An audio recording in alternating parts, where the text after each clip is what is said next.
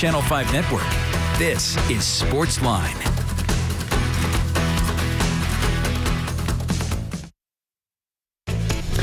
Hey there, Titans Talk on your television. Steve Layman here with you. Glad you are here with us on this Monday night on News Channel 5. Plus, a shocking loss for the Titans yesterday at Nissan Stadium, 22-13 at the hands of the Houston Texans.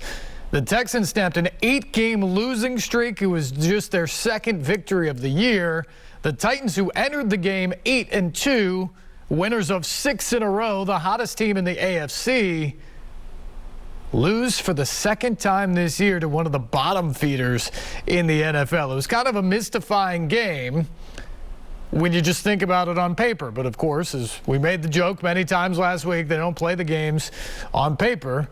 And that's exactly why, because you got to go out on the field and you got to prove it on Sunday. And what you saw yesterday is you saw a rested Texans team coming off of a bye week with a good game plan and a simple one, hoping that they could just play solid football and that maybe the Titans would make some mistakes and help them out. And that's what happened yesterday. And ultimately, the Titans turned the ball over 5 times. Ryan Tannehill threw an interception in the red zone in the first half where he just telegraphed the pass all the way to A.J. Brown. Chester Rogers muffed the first punt of the second half that set the Texans up inside the 5-yard line. They got 10 points off of those 2 turnovers right there. And then Tannehill threw 3 more interceptions late in the game yesterday. All 3 came in the fourth quarter. I'm not sure they're all his fault. They weren't good throws. But when you go through them, there were a lot of factors involved there. Some of it was pressure coming from up front, the blitz of the Lovie Smith defense and where it came from. And then some of it was the fact that he was throwing essentially to his 4th, 5th, and 6th wide receivers at the end of the game yesterday. And that may be the bigger overarching theme here when you look at where the Titans are right now. Yes, they're on top of the AFC still as the number 1 seed in the conference. They would have the first round bye, which would be huge for this team given the injuries, if the season ended today. But this has got to be the concern. You're getting set now to go off and face the now hottest team in the AFC, the Patriots, on Sunday in New England. The Pats have won 5 in a row. They now lead the AFC East. They're up to 3rd in the conference. So you got to go play that game this week, and who knows who's going to be available. Because here's what the Titans ended up the day with yesterday. The Titans offense, at the end of the game yesterday, was down their top 3 running backs. Derrick Henry's on IR. Darrington Evans is on IR. Jeremy McNichols was out. So down their top 3 running backs. They were down their top 3 wide receivers. Julio Jones is on IR. A.J. Brown got hurt early in the second half and didn't return. And Marcus Johnson got hurt in the first half, early on. Came up lame with a hamstring injury. So they're down their top 3 wide receivers to go along with their top 3 running backs. Right guard Nate Davis was out. One of their top 2 tight ends, Jeff Swaim, was out. That's what they were dealing with yesterday. That was what was up front on the offense yesterday. Those were the playmakers Ryan Tannehill had yesterday. And there were injuries on the defensive side of the ball as well. You had 3 linebackers that were out yesterday. You had a quarterback in Janoris Jenkins that was out yesterday. But they were still able to make plays on that side of the ball. In fact, the Texans had 7 yards of total offense in the second half. 7 after the first drive. 7 yards. They had 4 consecutive 3-and-outs as the Titans tried to get back into the game. The defense did its job yesterday. 13 of the 22 points came off of turnovers, directly off of turnovers. If you take away 2 Tyrod Taylor scrambles on broken plays because the defense covered up what was in the end zone, Their effort yesterday defensively was fantastic. But the problem is they got no help from the offense. And the question you look at the offense is, wait a second, who are the guys out there now? And can it be better than what it was yesterday? Because we don't know the status right now of A.J. Brown or Marcus Johnson. Will Jeremy McNichols be back Sunday in New England? Will Jeff Swain be back Sunday in New England? Will the full offensive line be out there on the field and able to finish a game for just the second time this year? We marveled for a long time, really the last 6-7 weeks, at how the Titans continue to have these injuries and were able to rise up and win. Beat the Chiefs. Go to Indianapolis and win. Go out to L.A. and win on Sunday Night Football against the Rams. We kept wondering if it was sustainable. And they kept proving us wrong and going out and finding ways to win. But here's the bottom line. In this league, health is often the most important thing. And even the bad teams have good players. And no offense to anybody who was out there yesterday, but the Titans looked like a preseason roster yesterday. It was as if it was week 2 of the preseason, and they thought there's no point in throwing the other guys out there. Let's just go with these guys and get through the game. That's not to say they didn't take the Texans seriously. It's not to say they weren't trying to win the game. It's just to say that's who they had. At the beginning of the year, we thought this offense was going to have Ryan Tannehill behind a good offensive line with Derrick Henry behind him in the backfield and Julio Jones, A.J. Brown, Marcus Johnson, and then Chester Rogers and some of those other guys all available to throw to with Anthony Ferkser and Jeff Swain at tight end. Almost none of those guys were on the field yesterday. That's different. It's just different than what we thought. And the Titans deserve huge congratulations for their ability to overcome that for much of this year. I just don't know how much longer it can last. Because yesterday it didn't last. And yes, there were other mistakes they made. Tannehill's got to play better. But some of that, especially in the fourth quarter, I don't know if they're all on him. And how much of that is not being used to the guys you're trying to throw to, or them not being in the right spot, or being used to where you might go if you get in trouble. That plays a factor here too. And that's the problem you got to consider now for the Titans, is because unfortunately the injuries keep getting worse. You don't see a lot of guys coming back into the fold for the Titans right now, but every week it seems they continue to lose more guys. There's 15 guys on IR right this second, and we don't know yet what the status is of Marcus Johnson or of A.J. Brown moving forward. That's what they've got to deal with. That's what they've got to battle through. It's going to be an uphill climb this week in New England. You know that for a fact. It would be if you were healthy. The Patriots are that good. On the road in November in New England, that's a difficult challenge on a good day. And the Titans are dealing with all this as well. They're going to be in their 12th game without a bye. The good news is the bye comes after that. It will give them some ability to sort of recover for the final 5 games of the season. But it's very possible they'll be on a 2-game skid going into that and sitting at 8-4. And if that's the case, the lead in the AFC South may only be a game. Almost certainly they'd be out of that top spot in the AFC overall. And they'll be in a jumbled, muddled mess in the AFC standings. I mean, Titans are sitting there at 8-3. You got several teams that are at 7-4, 7-3.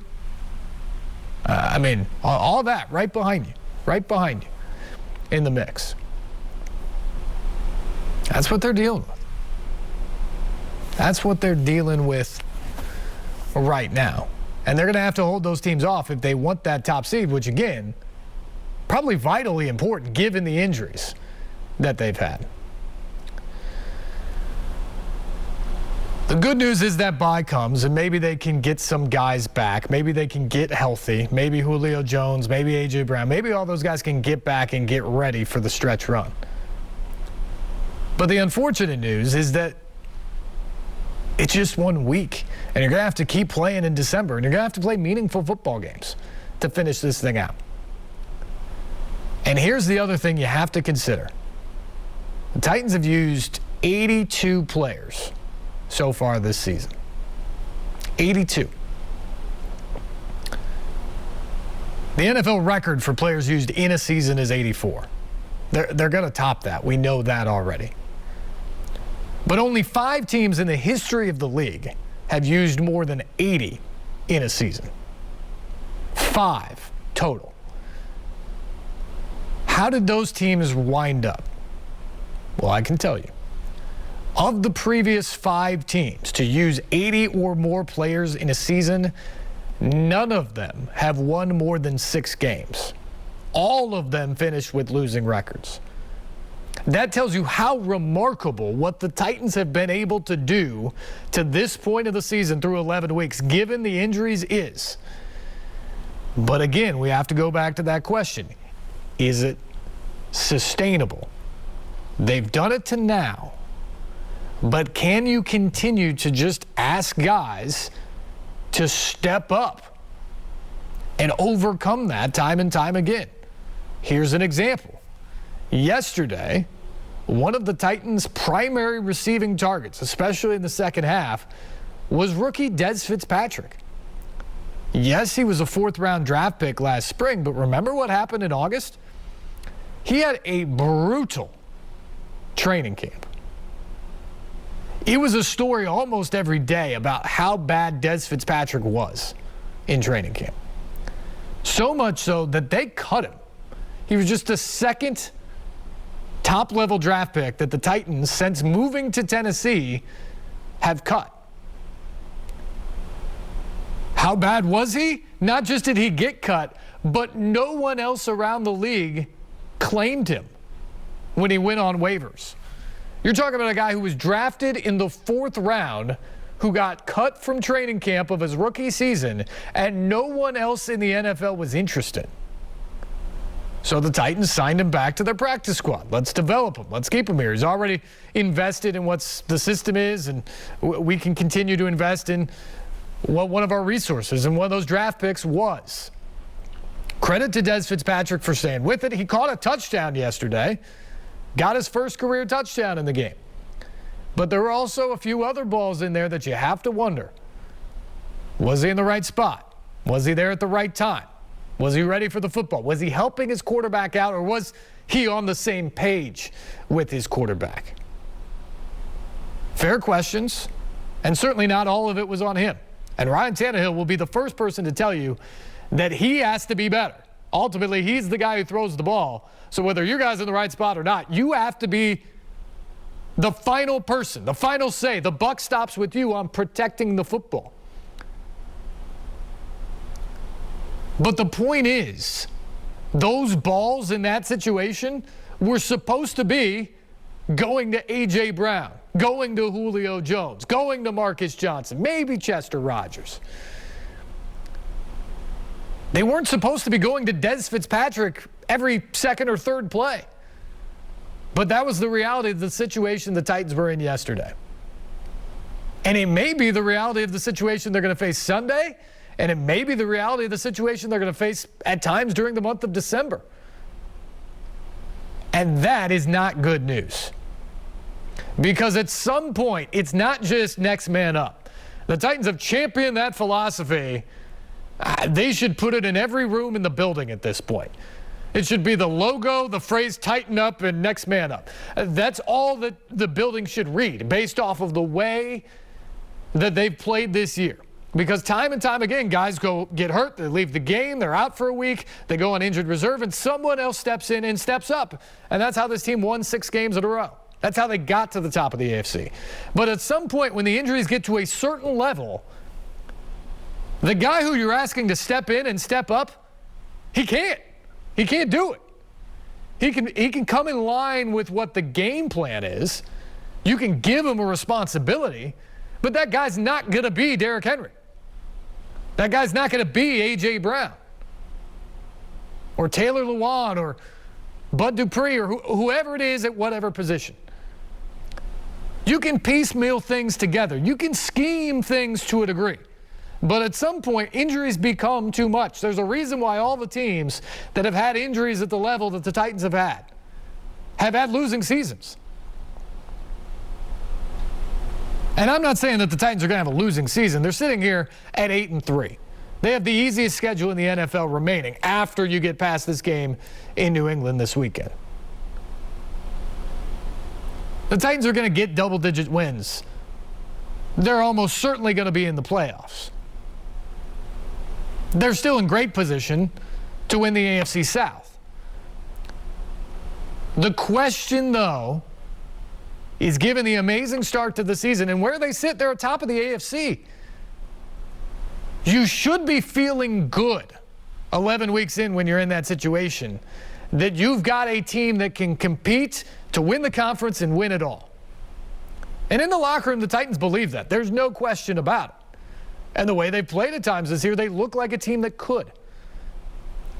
But again, was yesterday a sign that the injuries, which injuries have never been defeated, you recover from them, you can come back from them, but injuries themselves have never been defeated. They can only hold you out. They can only limit your production. Was yesterday's loss to the 1-8 Texans a sign that the injuries have caught up to the Titans? And if so, can they overcome that? Can they get enough bodies back that they can move past this and get back to the team we've seen for much of this first chunk of the season? That, I think, has to be a real concern based off of what we saw yesterday. Our phone lines are open, 737-7767. What was your perspective on what was a dreary Sunday at Nissan Stadium and a very disappointing loss? And how concerned are you? You've just watched this team win 6 straight games, 5 of them against playoff teams from last year, and then all of a sudden that yesterday. Was it a blip? Was it just an unfortunate Sunday, a bad day at the office? Or is this something that should be more concerning moving forward? 737-7767, the number. We'll be back with your phone calls and much more. This is Titans Talk on News Channel 5+.